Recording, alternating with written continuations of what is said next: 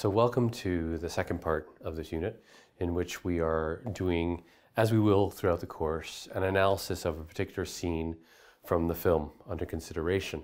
Of course, here we're going to be doing a scene from Jaws, perhaps the most famous scene from the film itself, and quite likely one of the most famous scenes in film history. And as we talked about in the previous unit, we talked about realism. So that will be my central focus today. And also thinking about realism and formalism on a gradient, that even if you have a very realistic film in terms of its key characteristics, it can have moments of formalism and vice versa. And this is specifically what we're going to see in this film and in this particular scene. And in particular, I want to show you how realism, again, is art that conceals art. It tries its best to keep from you the sense of its own style. But what we're going to do actually here is reveal how Spielberg carefully conceals the very carefully choreographed aspects of this scene. And also to introduce you to notions of how editing can really help a scene. And in this scene, which works to try and create building tension and suspense. This is a scene in which we know there's a shark in the ocean. And the question is, when is the shark going to attack? And this is the premise upon which Steven Spielberg and the editor, Vera Fields, work on to try and create a sense and effect in us. So let's just begin, and I'll start and stop as we go on. So what we have here actually are three different mini scenes in this scene. The boy, we have the woman in the water, which provides a brief comedic relief, and you have the dog. And all of these scenes, little mini scenes, are set up in the very first few seconds of this scene. So we have that. And I just want you to keep notice of how the camera is moving. Go back out in the water. Let me see your fingers. Alex, Kintner, they're beginning to prune. Just let me go out a little longer. Just 10 more minutes. Thanks. So in this scene, we have, this moment, we have the most important part of the scene. And this is the boy going into the water, ultimately becoming, a little bit spoiler, the victim of the shark attack. What's interesting here is how the camera is working and how things, again, seem effortless and realistic, but in fact, they're very tightly choreographed. So the camera ends with a close-up shot of Brody. Again, he's on the latter half of the angle, and it's filled up with other people. So again, giving the impression that this is a camera that is just wandering around the beach, whereas in fact, it's very tightly choreographed. When do I get to become an islander? Ellen, never. And here you have the theme again of Brody and his family as outsiders. So we have the scene with Pippin, the dog. With the mother looking at the kid, he goes into the water.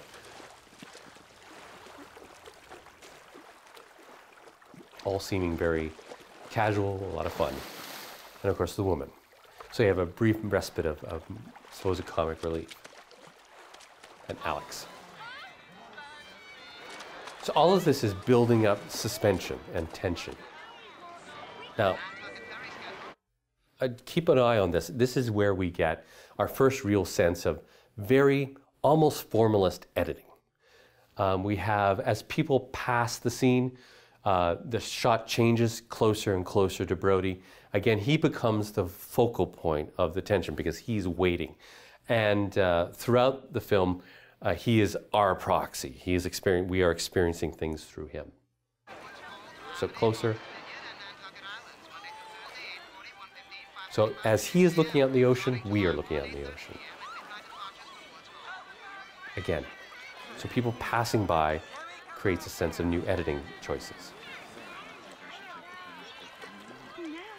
So we have a couple of times where Brody thinks there might be a shark attack, but then they are decoys. Again, this is all building tension.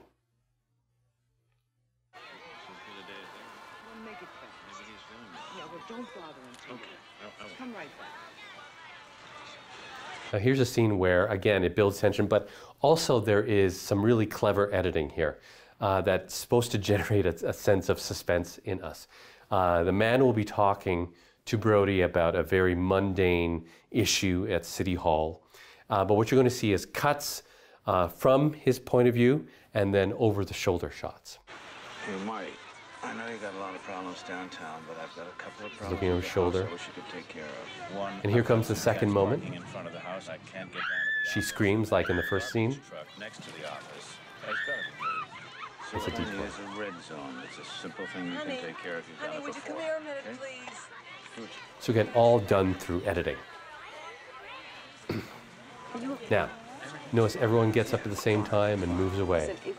This is likely Spielberg or the assistant director choreographing the scene. All right, let him go. What you're going to see very soon are a number of very quick cuts. It's cold. We know all about you, Chief. Again, another reference to You his don't sense come as to an bother at outsider. all, do you? Some bad hat, Harry.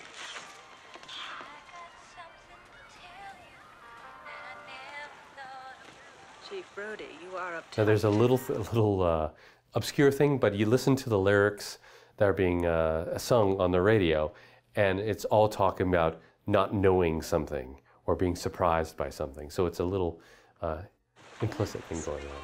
Come on. That's it. So, series of quick shots. Bang, bang, bang. Again. And then we have the young man looking for Pippin.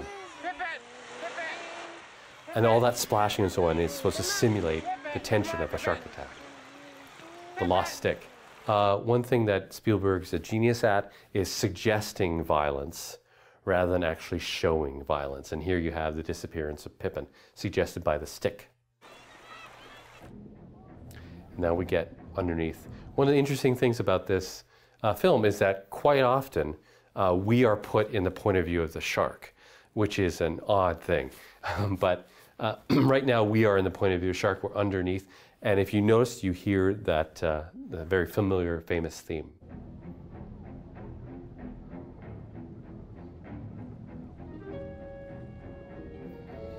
Moving towards Alex.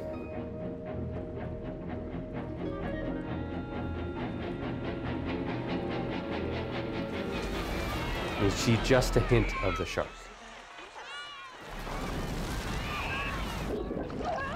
And some really actually disturbing use of blood. Now, what we have here, I'm actually going to pull this back a little bit. This is probably one of the most famous shots in movie history, and it was actually the creation of Alfred Hitchcock. It's called the dolly zoom, where the camera pulls back but pulls in with the lens to give a sense of disorientation. This is the one truly, clearly formalist moment in this film that, again, gives you a sense of unnerving realization. This has been used over and over and over again, almost ad nauseum in other films.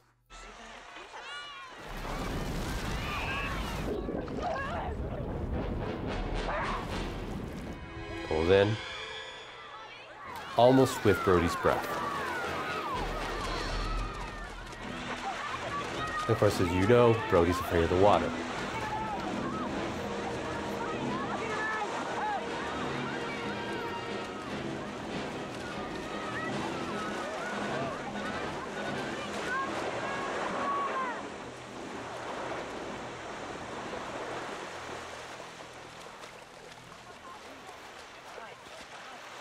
Now we have the heartbreaking moment when this woman, Alex's mom, suggestions, implications that she's a single mother and that Alex is her only son, is looking for him much like the young man was looking for Pippin.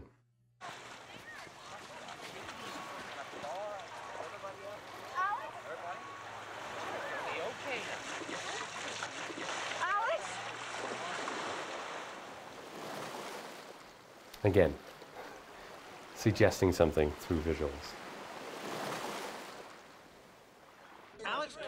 So, what I just want to show you in that very brief scene, very famous scene, is that while realism tends to want to suggest to you that they're simply filming what's happening in front of it without any manipulation, without any distortion, in fact, that is a very tightly choreographed scene in terms of mise en scène, in terms of how they're drawing people, but also in terms of framing and editing.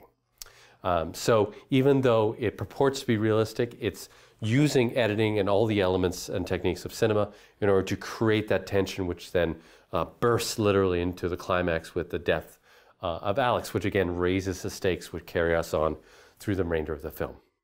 Cheers.